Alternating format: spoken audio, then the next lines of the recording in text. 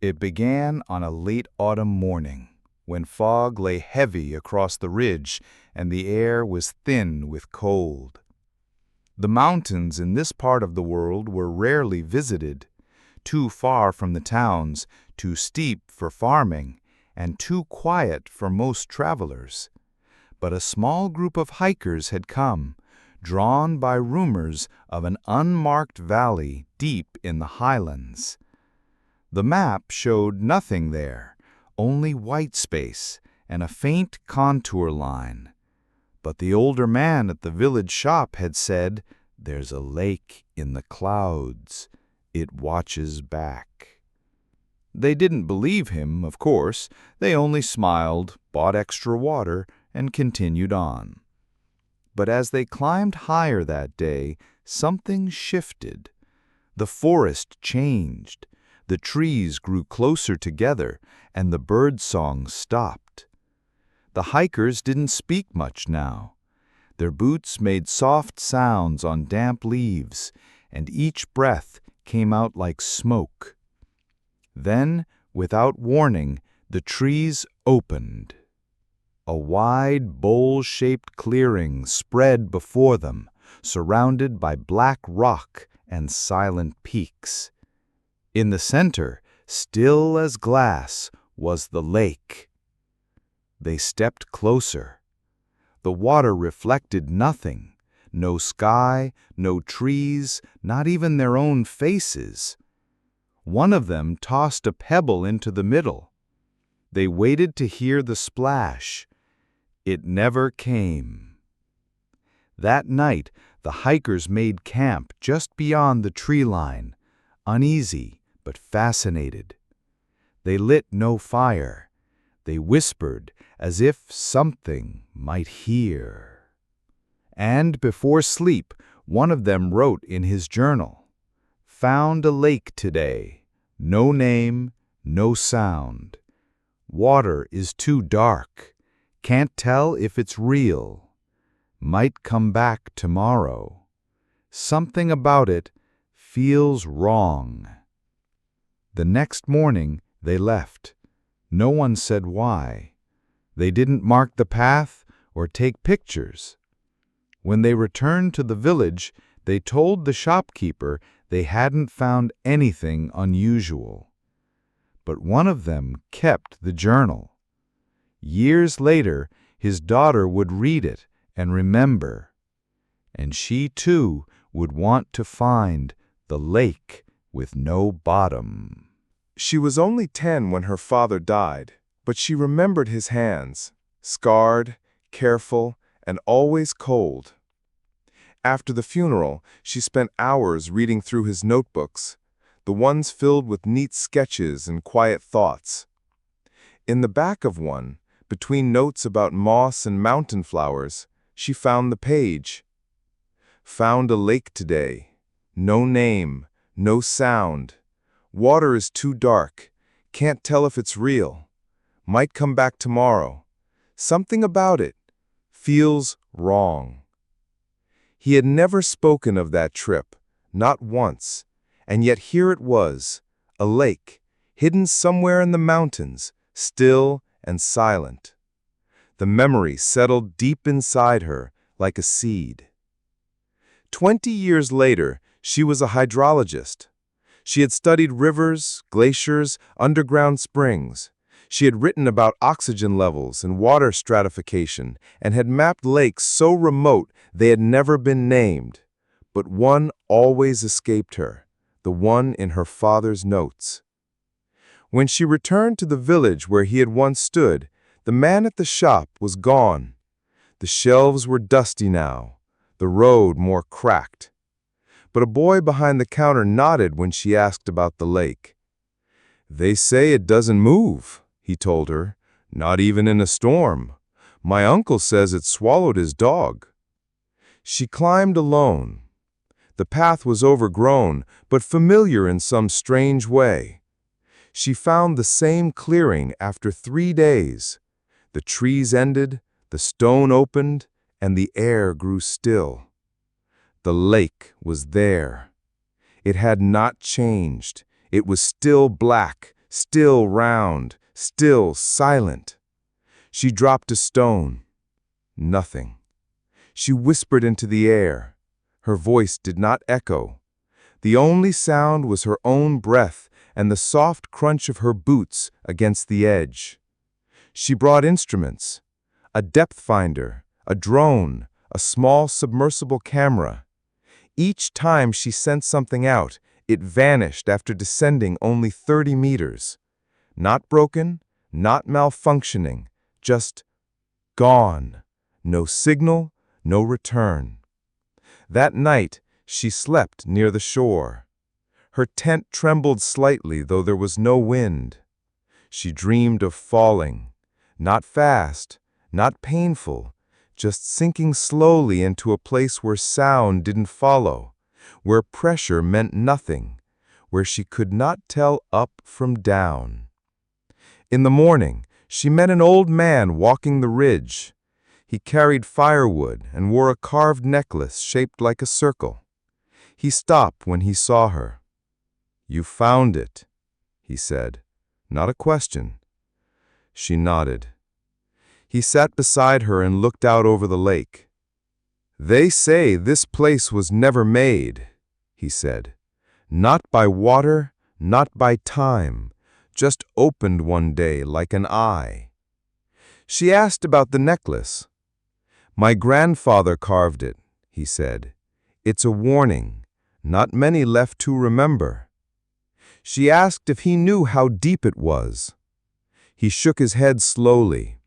"There is no bottom. That's what the name means in our language.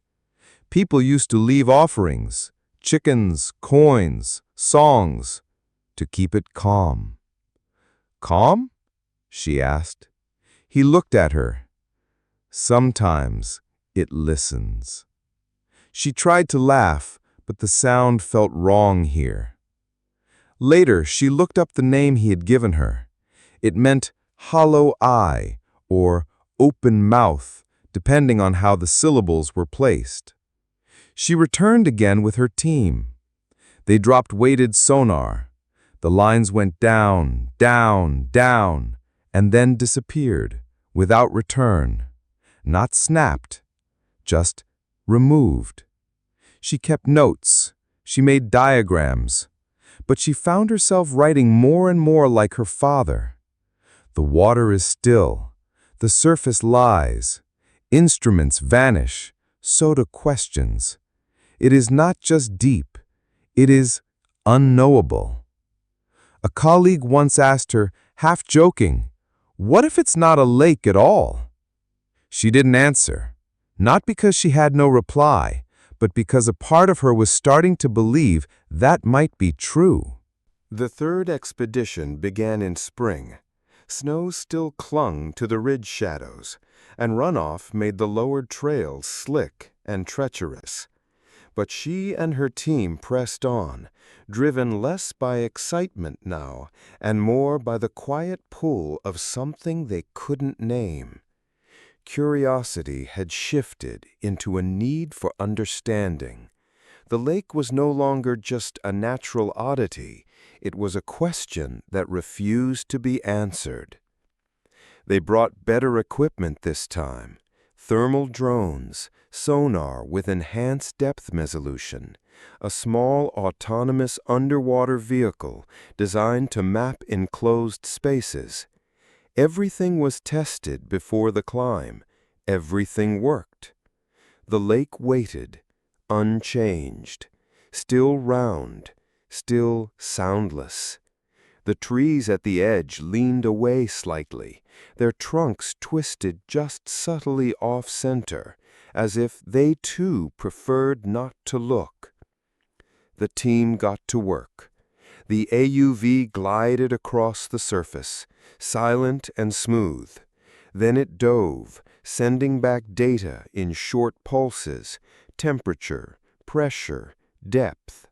The signal held steady at first, 30 meters, 50, 70. Then it stopped. No explosion, no rise in temperature, no sudden pressure spike. The signal simply faded into wind. They tried again, with a tether this time. The cable unspooled slowly, measured and taut. At 68 meters, it snapped. Not violently, not frayed, clean. The woman stared at the cable's end for a long time. The engineer beside her muttered, "No stress marks, no wear. It's like it was unmade." That night, their data analyst quit. He packed his gear without a word, left a note that read, "There's something wrong with the water. It doesn't reflect." No one stopped him. The remaining team reviewed old sonar maps. There was a pattern. Each scan returned data to the same vague depth before dropping into nothing, as if there was a layer of silence beneath the surface. One of the scientists proposed an underground void. Another suggested a high-density fluid layer with magnetic interference. The woman wasn't convinced. At dusk, she walked the shoreline alone. No insects buzzed, no birds called, even the wind paused here. She placed her hand on the water's surface. It was cool, but not cold, perfectly still. She closed her eyes and focused, not with science, but with sensation. A distant hum, perhaps, not sound, but a pressure, faint, like a memory. The next morning they tried something old-fashioned, a stone tied to a long rope. As it fell, they recorded the sound. For a while it clicked softly, stone brushing against stone. Then nothing, silence again. But when they reeled the rope back, the stone was gone. The rope's end was not cut, just empty. A younger team member tried to joke, "Maybe there's a lake inside the lake." No one laughed. The woman remembered her father's journal, his exact words, "The surface lies." She thought he was being poetic. Now she wasn't sure. Later that evening, she walked to the far edge of the lake, where moss grew between boulders and the land dipped sharply. She noticed something she hadn't before, a ring of pale stones arranged in a circle, half buried in soil, ancient, deliberate. Inside the circle, the earth was darker, wetter. She knelt to touch it. The ground was soft, like something had been removed or buried. She didn't sleep well that night. Her dream showed a long descent, not falling, but floating downward through layers of water that grew quieter and darker. At the bottom, not pressure, but peace, a kind of stillness so complete it erased memory. She awoke before dawn, breath caught in her throat, eyes wide. One of the team members, a botanist, reported that plants near the lake had slightly different cellular structures, denser, slower growing, as if time passed differently here. Another suggested magnetic anomalies. Tools behaved oddly. Compasses spun. Watches lost minutes. The woman asked them to pause the study. "Why?" one of them asked. "I think we're asking the wrong questions," she said. She didn't mean to be mysterious, but it was all she could say. That night, she placed a single stone at the lake's edge, not to mark it, not to measure it, just to see if it stayed. In the morning, it was gone. No ripples, no splash, just absence. The weather began to change, not in the sky, but in the ground. The moss at the lake's edge turned brittle, and patches of soil that had once been soft and damp grew dry and cracked. Yet it hadn't rained or warmed. The team's meteorologist noted no significant fluctuations. But those who had been at the lake long enough noticed the subtle shift, as though the landscape was adjusting to something or resisting it. One by one, the team members grew quiet. Conversations turned to murmurs. Laughter vanished. The lake did not ask for silence, but it created it. They tried another scam. This time, the equipment was heavier, industrial, brought in by helicopter and assembled over 2 days. The sonar emitted powerful pulses, echoing downward. They expected bounce back, but at 70 meters, the signal bent sideways, not down, sideways. That night, the team debated the data. A sloped cavern wall? A fault line crack? A lensing anomaly, the physicist added, the way light bends at the edge of curved glass. The woman just stared at the model on the screen, a digital void in the shape of a teardrop, tapering off into blankness. "There's no floor," she said softly. On the 5th night, she heard something. It was late. The wind was still. The stars hung close and sharp. She sat by the water, alone, her boots off, her feet half submerged. And then, movement. Not ripples, not waves. A single perfect vibration on the surface. It shimmered like a breath. She held still, heart slowing. Then another. This time like a word, but not in a language she knew. Just the shape of one. Not heard, but felt. In the morning, a member of the team was gone. His tent remained, zipped from the inside. His boots were near the fire. His notebook was closed beside his pack. But he was gone. They searched for hours. Dogs, drones, flares. No tracks, no blood, no signs of struggle. Just missing. The lake didn't change. It remained still, as though nothing had happened. She considered leaving, but something held her. Not fear, though that too was present. It was a need, as though the answer hovered just beyond the surface. Later that day, an elder from the nearest village arrived unexpectedly. He walked directly to her. "You've stirred it," he said. "It lets you in, but not always out." No, not alive, just aware. That night, the woman stood alone by the lake. No gear, no notes, no equipment. Only a question. She stepped in, just to her knees. The water was colder now, but not uncomfortable. It held her gently. She closed her eyes. Below her, the dark did not pull. It waited. And in that pause, she felt something she could not name. Not fear, not understanding, not even presence. Just depth. When she stepped out again, the shoreline was unchanged, but something had shifted inside her. The mystery wasn't in the lake. It was in the limits of knowing. Days passed.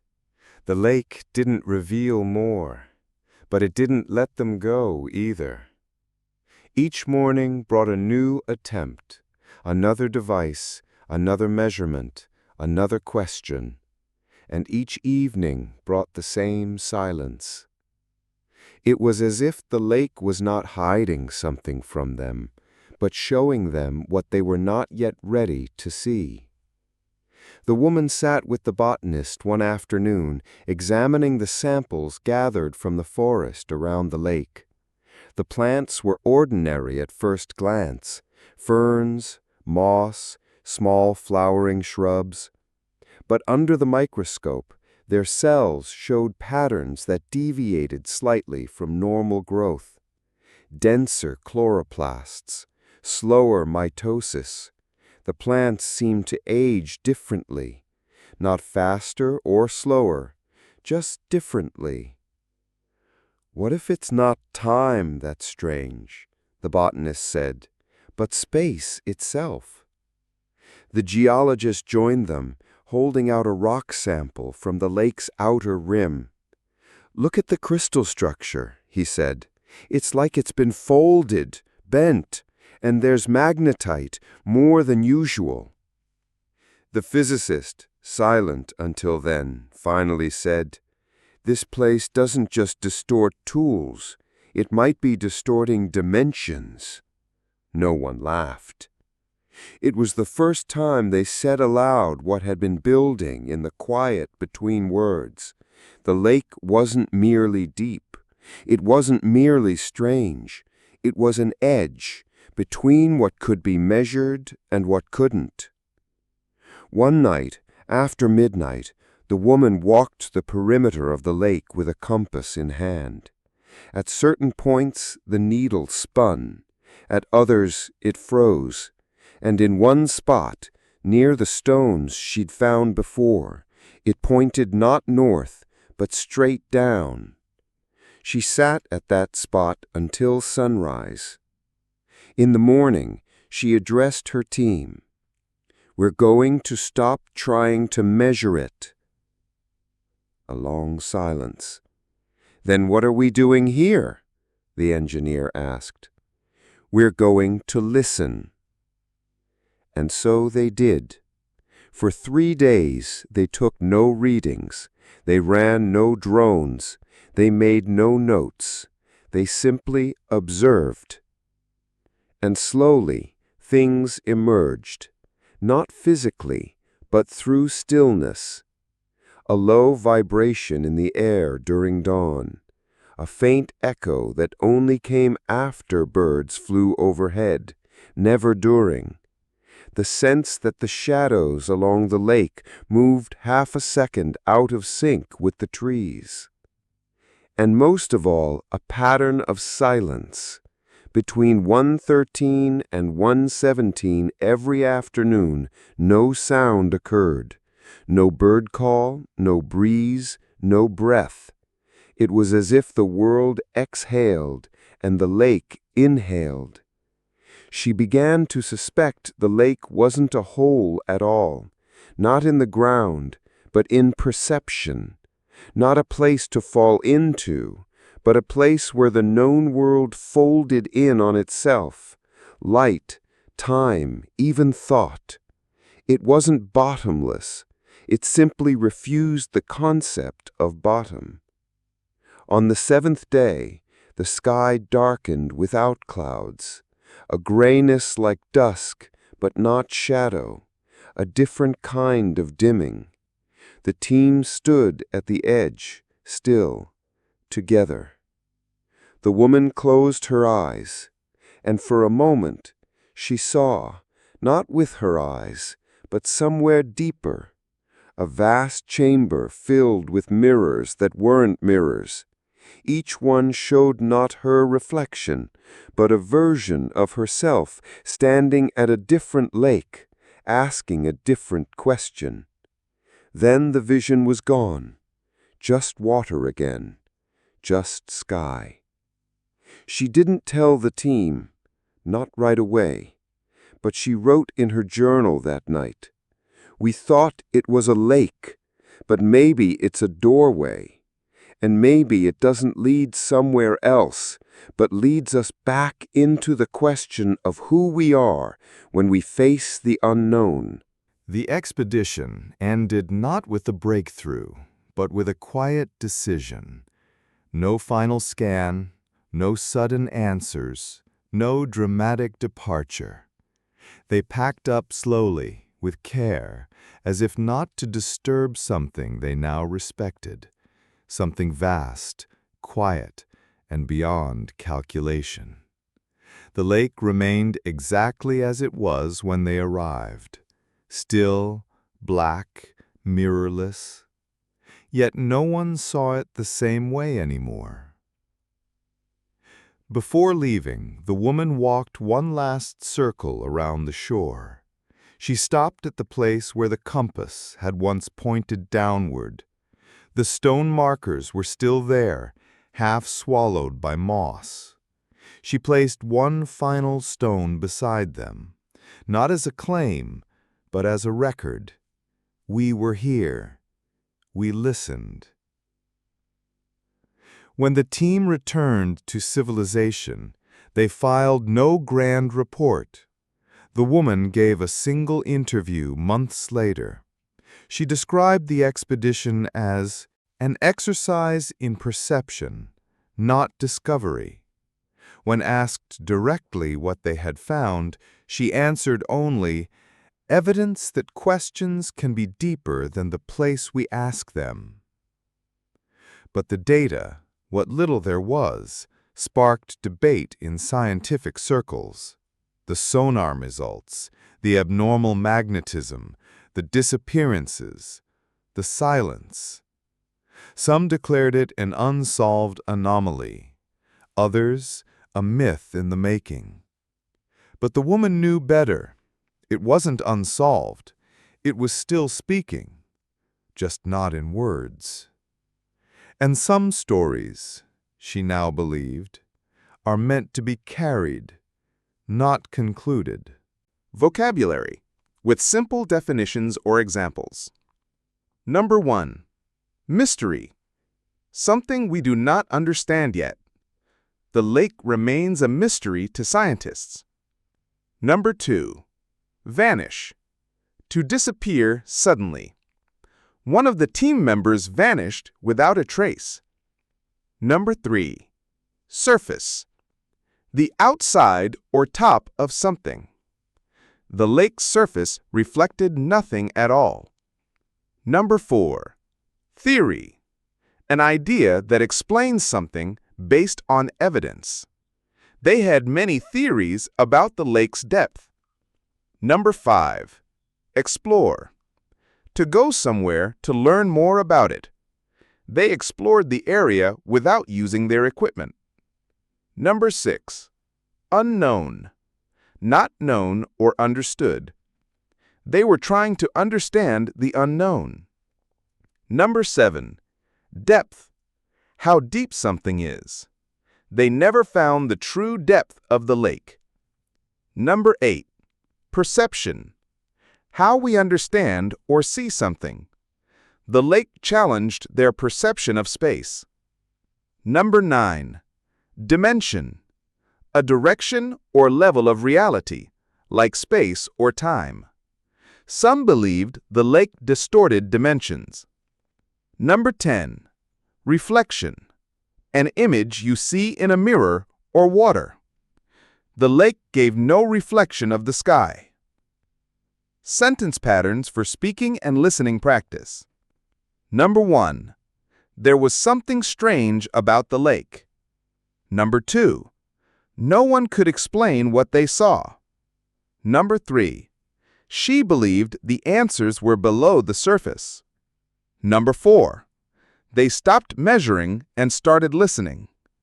Number 5. Not everything unknown is meant to be solved. Comprehension questions. Number 1. What was unusual about the lake's surface? Number 2. Why did one team member disappear? Number 3. What happened when they tried to scan the lake with sonar? Number 4. How did the team's approach change during the expedition? Number 5. What did the woman see in her vision? Number 6. How did the locals describe the lake's nature? Number 7. Why did the team leave without scientific conclusions? Open-ended discussion question. Do you think some mysteries in nature should be left unexplored? Why or why not?